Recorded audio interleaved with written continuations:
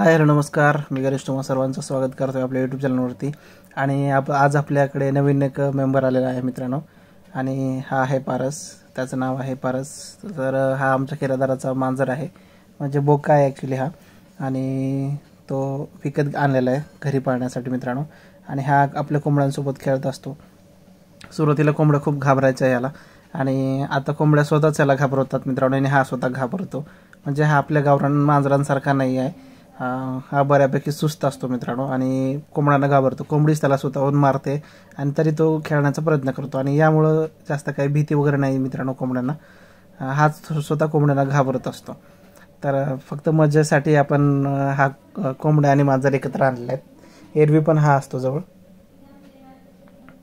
आणि खूप मस्त आहे. मला तर खूप आवडतो मित्रांनो हा मांजर.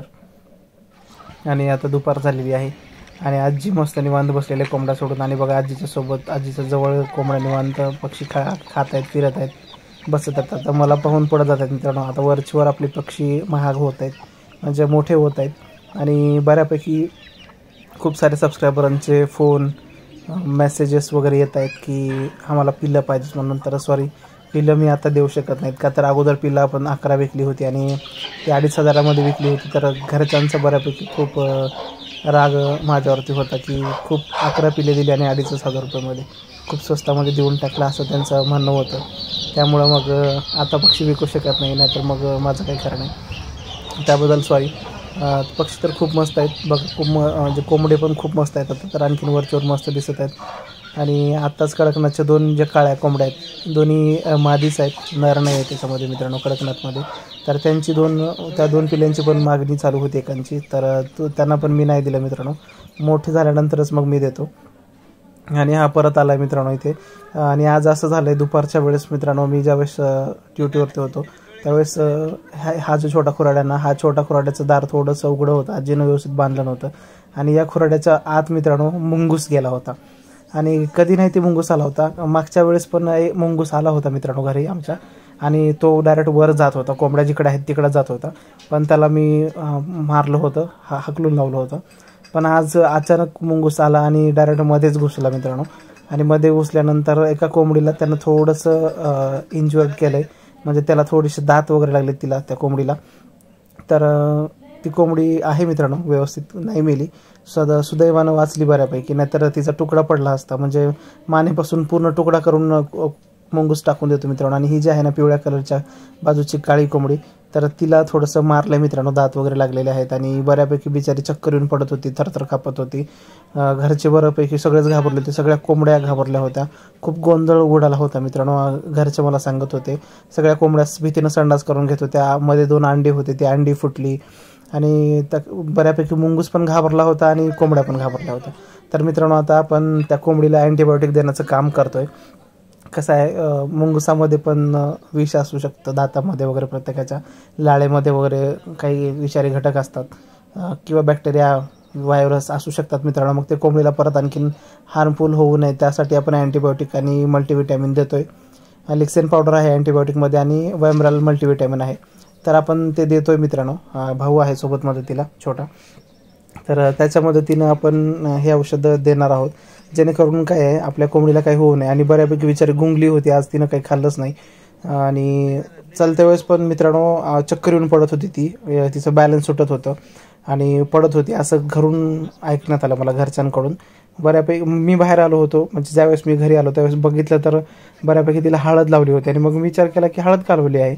तर मग त्यावेळेस लक्षात आलं असेल, म्हणजे मला लक्षात आलं की हा कोंबड्या मारून घेतात, त्यामुळं हळद लावली असेल, रक्त निघालं असेल, आणि मग ते असं काहीतरी झालं असेल. पण घरी आल्यानंतर खरी परिस्थिती कळली की मित्रांनो त्याच्यावरती अटॅक झालेला आहे, आणि तोही मुंगसाचा. आणि मग मी पण शॉक झालो, का तर आत्तापर्यंत मुंगसानं कधीच काय मारलं नव्हतं. जुन्या वेळेस, मागच्या वेळेस आपण पक्षी पाळले होते त्यावेळेस 2-3 पिल्लं रानमांजराने घेऊन गेले होते. बऱ्यापैकी गुडघे आहेत का रानमांजर होता मोठा, आणि त्या रानमांजरानं पिल्लं घेऊन गेली होती मित्रांनो. एका वेळेस 1 पिल्लू घेऊन जायचा, पण आता त्याही गोष्टीचा धोका नाही आहे, का तर तिकडून कंपाऊंड केलेलं आहे जाळीचं, त्यामुळं एवढा काही धोका नाही आहे मित्रांनो. तर आता आपण तिला औषध पाजूया, चला. कुठं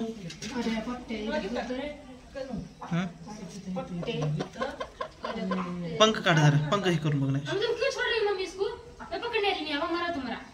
मारत नाही ग, त्याला काय होईल मोरायला. हो इथं इथं त्याच्या खाली.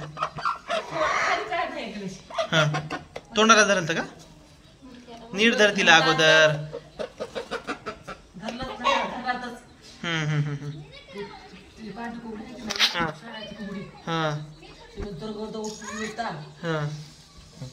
नीट नीट लोड की नीट पाजू की.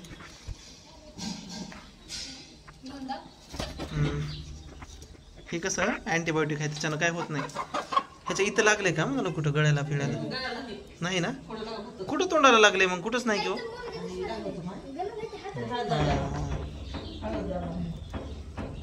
बरं हिचा कुटकाच पाडायचं.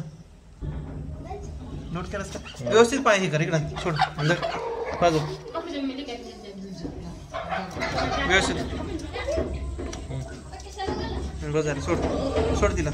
तर मित्रांनो हिला औषध पाजून झालेलं आहे आणि आता आम्ही थोडंसं चेक केलं तिला.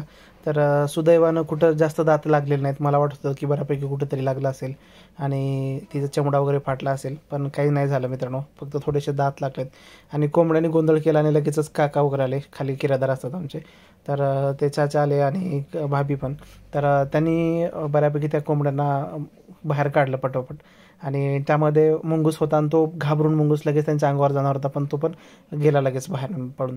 तर मित्रांनो 2-3 औषध उरलेलं आहे म्हणून आपण या 2-3 कोंबड्यांना पाजवतोय आणि भावाला येत नाही पाजवता, तर तो पाजवतोय. त्यामुळे थोडंसं हार्मफुल वाटतंय का तर मी खूप एवढं प्रेमानं पाजवतो ना कोंबड्यांना की माझी सवय झालेली आहे जास्त आणि खूप दिवस झालं मी औषध पाजवलं नाही त्यांना. मला की तू पाजव मी कॅमेरा धरतो. तर ही कोंबडी आता अंडे देणार आहे बघा. लाल तोंड झालेलं आहे हिचं आणि खूप मस्त आहे. तर मित्रांनो ही पण आपली कोंबडी खूप छान होती. 2 ते 2.5 महिने मित्रांनो ही खूड झाली होती आणि तिचं खूड काय निघत नव्हतं आणि मला पण सुचत नव्हतं काय करावं आणि एक जागेवर बसले की ती उठायचीच नाही मित्रांनो. तर मग म्हणलं की ठीक आहे आपण जास्त काय छेडछाड केली नाही पाहिजे. त्यामुळं हिचं वजन खूप कमी झालं मित्रांनो आणि आता पटडीसारखी दिसते, पण खरं तर पटडी एवढी नाही. तर मित्रांनो आज माझ्या कोंबड्यांचं नशीब चांगलं होतं आणि बरं झालं देवाच्या कृपेनं कुणालाही काय झालं नाही. आणि एखादी कुठली जर मेली असते तर मग ते खूप वाईट वाटलं असतं आणि मग घरचे तर मला सोडलेच नसते बऱ्यापैकी, का तर सगळ्यांच्या विरोधात जाऊन मी करत असतो सगळ्या गोष्टी. आणि त्यात जर एखादी कोंबडी मेली असते तर मग आईकडून तर मला खूप शिव्या बसल्या असत्या. तर देवाच्या कृपेनं काही नाही झालं मित्रांनो, बरं झालं. तर आजचा हा तुम्हाला व्हिडिओ कसा वाटला ते नक्की सांगा मित्रांनो आणि व्हिडिओ आवडला असेल तर नक्की लाईक शेअर आणि सबस्क्राईब करा. Thanks for watching. धन्यवाद.